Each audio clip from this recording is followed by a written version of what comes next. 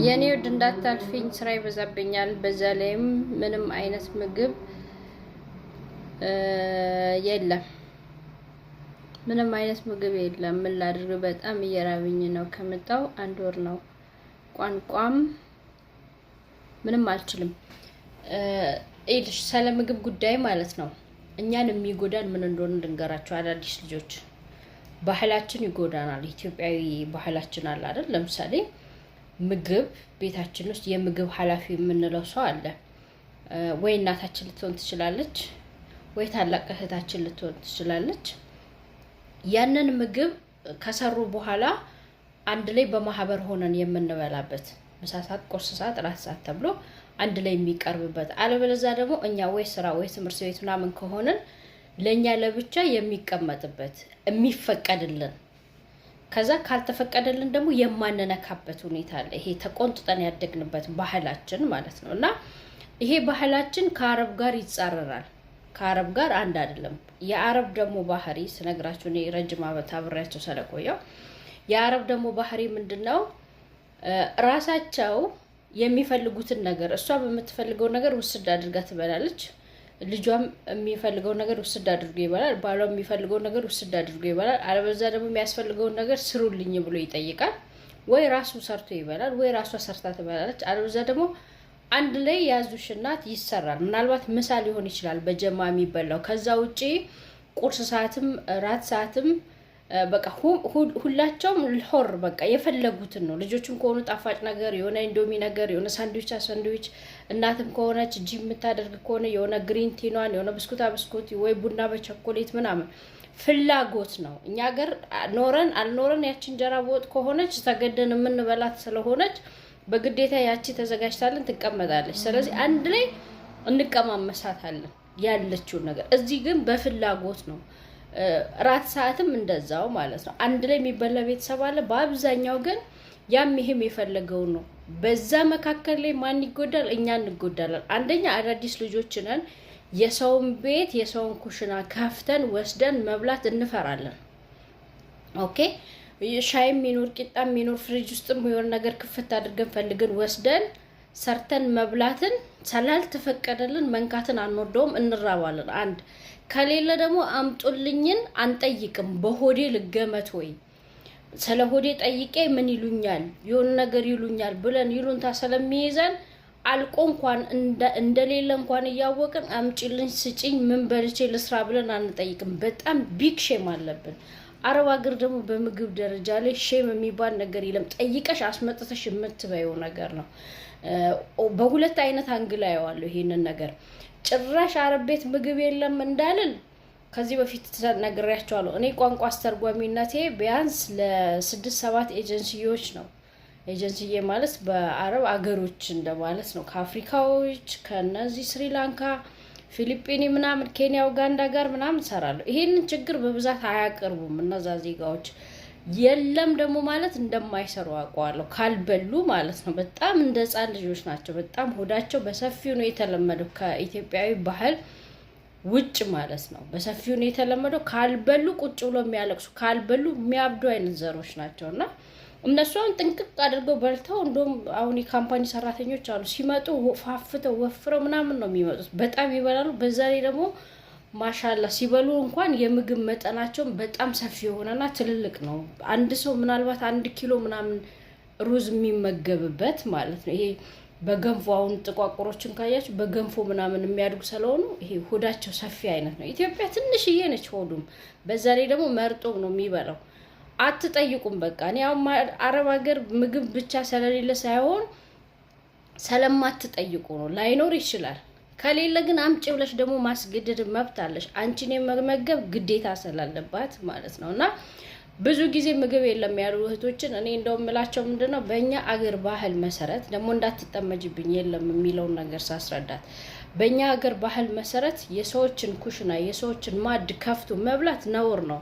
እነዚህ ልጆች አዲስ ናቸው። ለዚህ ቁርስሽን ኤምቢ፣ ምሳሽን ኤምቢ፣ ራስሽን ኤምቢ ብለሽ ለሷ ለብቻ አስቀምጭላት እላታለሁ። በቤቴ እኔ ልለያይ አልችልም። የፈለገችውን ትውሰድና ትብላ ትለኛለች ማለት ነው። የፈለግሽውን ሰጅና ቢ ስትጠይቅሽ ለምን ነካሽ ብላ ስትልሽ ያን ጊዜ ነው ያለው ቢሮ ደውይልኝ በያት እላታለሁ።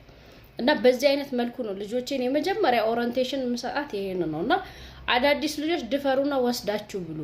ምንም አይሏችሁም። ካሏችሁም ደግሞ ይገልበጡ ማለት ነው። ምክንያቱም ልትመግብሽ ነው የምታመጣሽ፣ ትመግብሻለች። ሳትበይ ሳትጠጪ ልትሰሪያችም ቤት ውስጥ ያለውን ነገር ሁሉ ወስደሽ ከሌለ ደግሞ አምጪ በይ። አትፍሩ። የመሳቀቅ የመፍራት ምናምን አይደለም፣ ግዴታ ስለሆነ ተዋውላ እመግባት አለው ብላ ነው የምታመጣሽ። በዛ ላይ ደግሞ እኔ ያስደሱኛል። አሁን ኬንያ ምናምን እንደዚህ ምግብ እየተመገቡ ሰርተው አቅርበው በዛ አድርገው ቁጭ ብለው ጠረጴዛ ላይ እየበሉ ሲጠሩ እንኳን ካን አይ ፊኒሽ ማይ ፉድ ፕሊስ ነው የሚሉት። በቃ ምግቤን ተመግቤ መጨረስ እችላለሁ? ምግቤን ተመግቤ እስክጨርስ ድረስ ልትጠብቂኝ ትችያለሽ?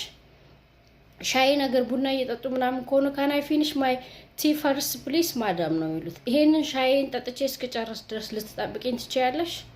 ይሄን ሻይ ጠጥቼ እስክጨርስ ድረስ ጠብቂኝ። ቁጭ ብላ ቆርሷን ብልት ታደርጋ፣ ምሳዋን ብልት ታደርጋ፣ እራቷን ብልት ታደርጋ እየበላች እንኳን ስትጠራ አትሰማም። ለምን?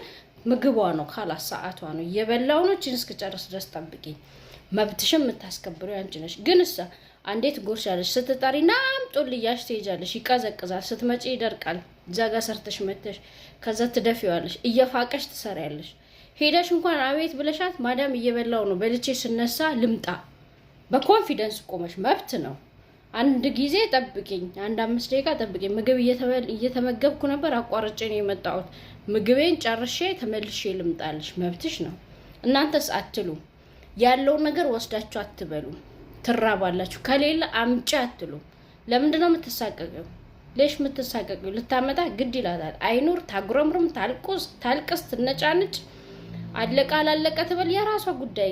አቅሟን ካልቻለች፣ ቤቷን ማትችል ከሆነ መመገብ፣ ቤተሰቧን ማትችል ከሆነ፣ ሰራተኛ መመገብ ማትችል ከሆነ ሰራተኛ ላይ መንፊት አስደረጋት።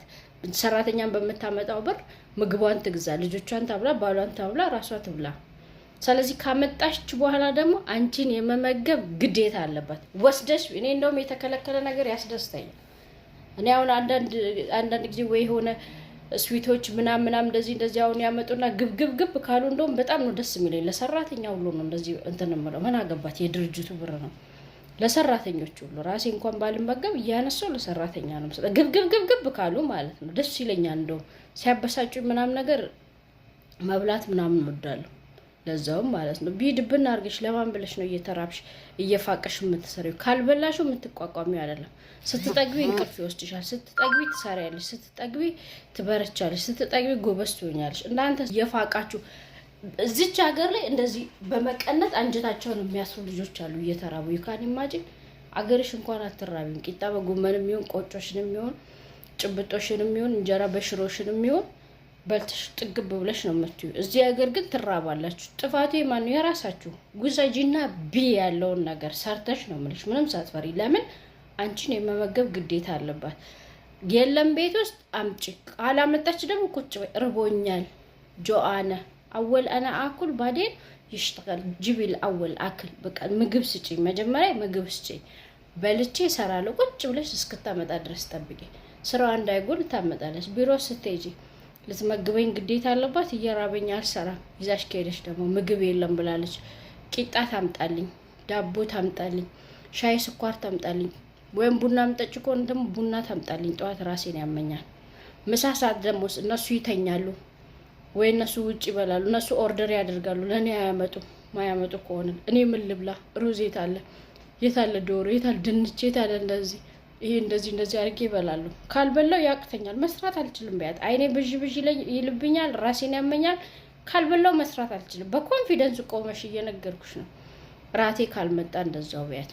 ለምን አስገድደሻት ያኔ ታመጣለች። ካልበላች አትሰራም። ታውራ፣ ለፈለገችው ታውራ። ምግብ አለች ካለችሽ ትበልሽ። በኮንፊደንስ አስመጥተሽ አንቺ የመመገብ መብት ሲኖርሽ፣ እሷ ደግሞ አንቺን የመመገብ ግዴታ አለባት። እየተራባችሁ አትስሩ።